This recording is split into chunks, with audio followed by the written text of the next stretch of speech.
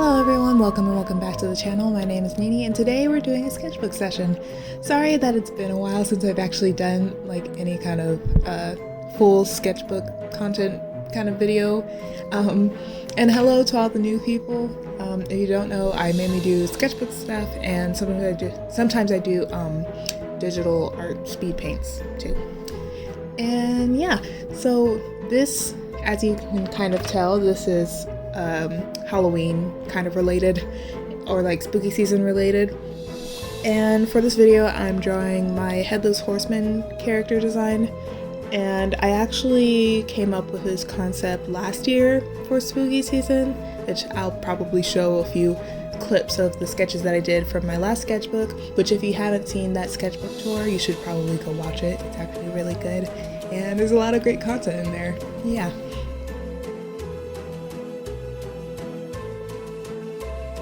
I had so many ideas for this spooky season, but a lot of unexpected stuff has been happening in my personal life, and so I've had to put it on hold. So I'm kind of behind on the prompts that I had. I think I just finished day 9 as of this recording, and yeah, I'm sorry about that, but I'll try to catch up as much as I can. I had a lot of ideas. I really like... Okay, so here was the concept that I had. I was going to make a fully rendered digital piece of one of the prompts for each week at the end of the week, if that makes sense. I would just choose which one of the prompts that I really liked, and I would do it at the end of the week. But I don't have time right now, or I didn't have time, but now I have a bit more time because I dropped one of my classes. Hooray! I finally have time. I don't have to wake up at like 4:45 in the morning to be at an 8 a.m. class for 2 days out of the week, which is amazing for my mental health. And yeah. So like I said, I have a lot of time now, and I really want to explore the relationship between the Headless Horseman character and my the vampire boyfriend character that I also came up with last year. And I'm actually in the process of making a little digital piece of them together too, which I think is really cute. I haven't drawn a human character in quite a while actually. I should probably work on that. Speaking of human characters, I actually do plan on making some more Zara and Serenity art, and I'll probably make a lot of Kindle art too, since she's pretty much my fall character. And yeah, I hope you guys are looking forward to that. More content, more sketchbook stuff. Yeah. I just wanted to remind you guys that I'm also doing a Draw This in Your Style challenge, which I've posted on my Instagram. And if you don't have Instagram, you can also post it on YouTube, I believe, and just use the hashtag MongolTober Draw This in Your Style 23. I think that's the hashtag. If it's not, I'll put it on screen. Yeah, and if you use that hashtag and tag me on my YouTube or on my Instagram, then I'll be able to see it. And yeah, I can't wait to see what you guys come up with. I really like how that digital piece turned out. And that digital piece actually inspired the sketchbook spread for this video. I was really on a I guess like an ink kick, I guess. I had bought this pack of ink markers from Michaels, and it's just like a generic Artist Loft ink pen set, and I have been obsessed with them. Like, I've mainly been using the brush pen, but it's so good, and now I have to go buy another one because I ran out of ink for that pen because I've been using it so much. But I've also made a few other sketches, or I guess it wouldn't be sketches in this case, rough drafts, I guess, of my what's it called? Oh shoot, Down and Around concept art, which I'll probably put pictures of that up too. But yeah, I love the brush pen. If you saw any of my earlier art on this channel, you would know that I hate doing line art, But I feel like with all of this like Inktober and like my challenges in the Mongoltober, I've been getting better at line art, and I've actually tried to apply it to my own art, and it looks so good. I don't know why I was so scared of it before. So I did a bad thing. So I think that I said this in my when I was decorating my sketchbook. I wanted to finish this sketchbook in 6 months because my last sketchbook took 9 months to complete. But I did something really dumb, and I went out and got a small sketchbook for these Inktober prompts. And I feel so dumb because I could have used this opportunity to finish the sketchbook, but for some reason I was like, oh, I want it to be its own little thing. But it is what it is, I guess. And I feel like I would actually complete this sketchbook by the time that October, the small sketchbook, by the time that October actually ends. I feel so dumb, but I can't change what I've already done. And I feel like I've been making decent progress through that sketchbook. And there's a lot of stuff that I haven't shown in my YouTube shorts with each day. So yeah. I think that since I made that mistake, for my main sketchbook, I'm just gonna like draw the Headless Horseman and his vampire boyfriend. I don't know how many times, but I'll just continue doing that instead. So yeah. So going back to talking a little bit about the spread, I mainly wanted to focus on using ink since this month is mainly about using ink and your art. And yeah, so a lot of the background is ink. I tried my best to have a variety of line weights with my line art, and I think it turned out really good, and I will be coloring it later.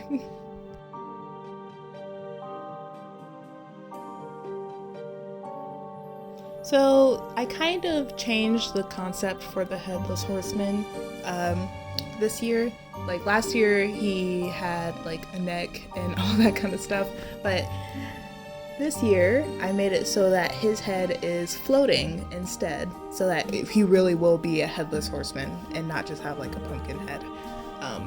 And yeah, I wanted to make it so that his head could be completely separate from his body and float around, and not just be like dead weight or something. And I also made it so that his head, it's like glowing from the inside out, so that it looks really menacing. I also changed the style of his gloves. I remember last year I made them like really baggy and wide gloves, but this time I made them so that they're like almost skin tight. And I remember for one of the shorts that I posted to YouTube that he had like really long claws, and I think that would happen when he took off his gloves. And yeah. I think another thing that I changed was the color of the cloth around his hat. I changed that to red instead of white so that it can match the inside of his cape. Yeah. It's always good to update your character designs so that they make more sense. But I did forget to make his cape a bit raggedy so that it matches his kind of destroyed hat. So I'll have to keep that in mind in the future. I just think that it's so cool seeing how far I've come since doing this last year, because I think I made a full rendered illustration last year for this character. It's so cool to see how far I've come. This is like more of a close-up rather than like the full body that I did last year, but it looks so good. I'm so proud of myself. I think that the thing I like the most about drawing this character is his expression. He's like really cocky and sure of himself, and I think that in the future I want to draw him riding on his skeleton horse, which I had conceptualized last year. You can also see that I tried to draw his hand. It looks pretty okay, but I tried.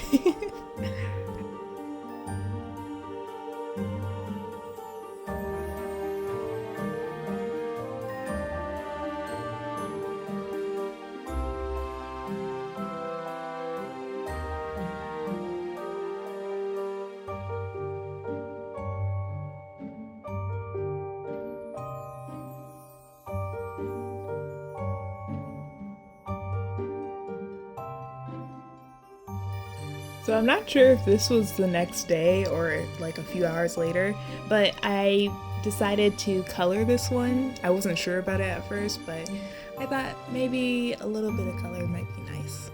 So yeah. And I think right here I was trying to figure out if I wanted to color it. For the coloring, I used my Ohuhu markers, and I was trying to test them out on the page to make sure that they didn't smudge with the ink markers, which they didn't really smudge. So I decided to use them for this spread.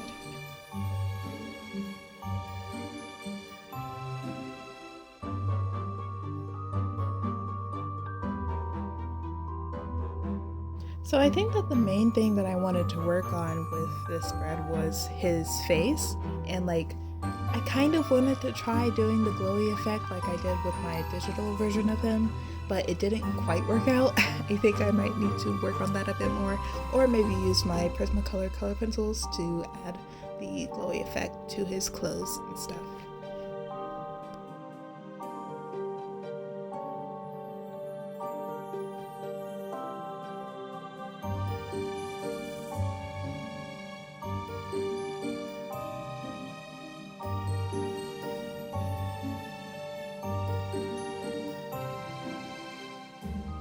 Ooh, there's one thing that I do want to talk about. I actually plan on opening up shop and selling digital products soon.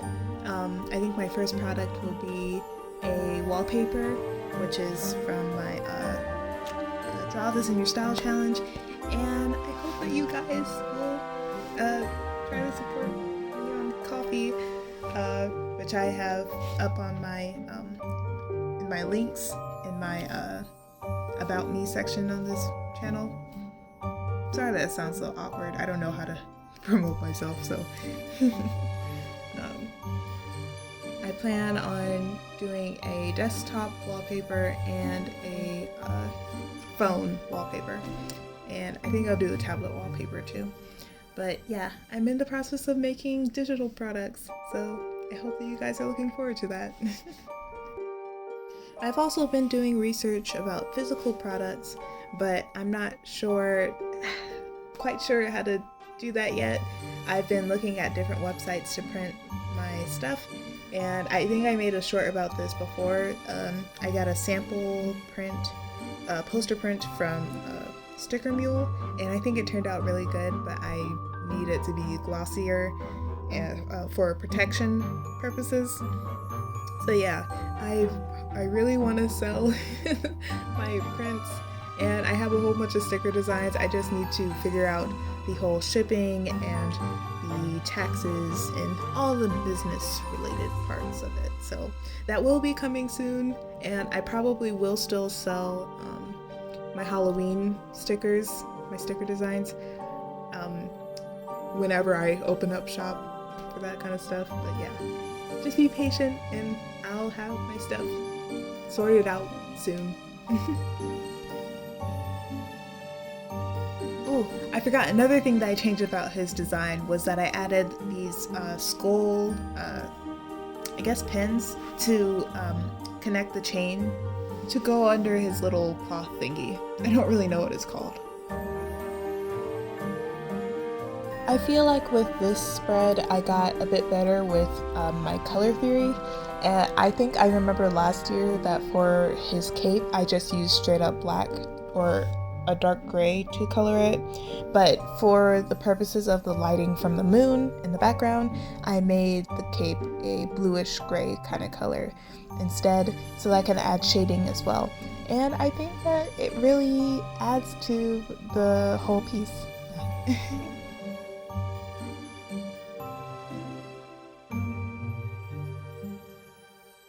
So another thing that I've been considering doing is doing live streams. I've done a test stream in the past, which I didn't expect anybody to come to, but I think that I might actually do my first live stream, like my first official live stream here on YouTube. And if you guys would be interested in that, please let me know. I don't know how many people will join art live streams, but I think it would be pretty cool to do that kind of thing with you guys.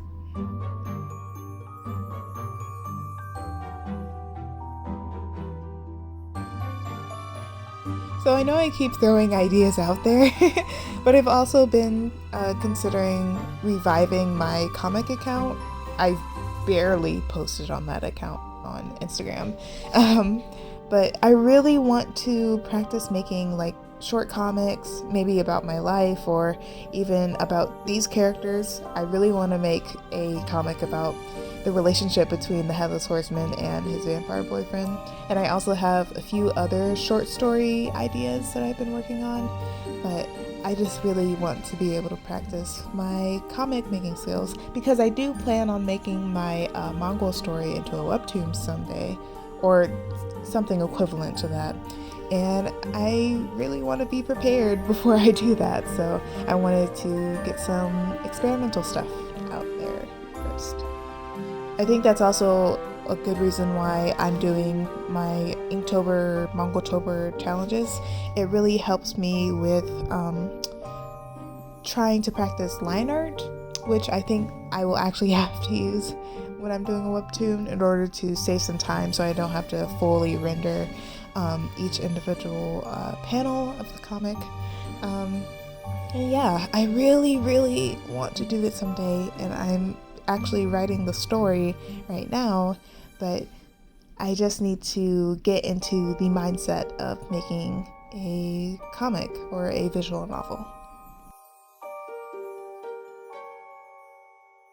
You know, I'm just noticing this now, but I really like to use a lot of color when I'm making my character designs. Like, I don't know, maybe I think like 2 years ago I probably would have never used like this vibrant of a color set, but now all I can think about is using colors for all of my character designs. Like even Mongol, my main character, like they're a yellow cat. I would have never thought to do that maybe like 4 years ago when I was like not too interested in art, but now I like to use a lot of color when I'm doing my character designs. Another thing that I've gotten good at is not just using one solid color to color each part of the design, if that makes any sense. Like I think just a few seconds ago I was using like a kind of a scarlet kind of red, and then for the lighter bits of the inside of the cape I use like this salmon pink kind of color in order to create a little bit more variety and depth in the rendering, I guess. Which is also what I'm doing here in order to create shadows from the hat.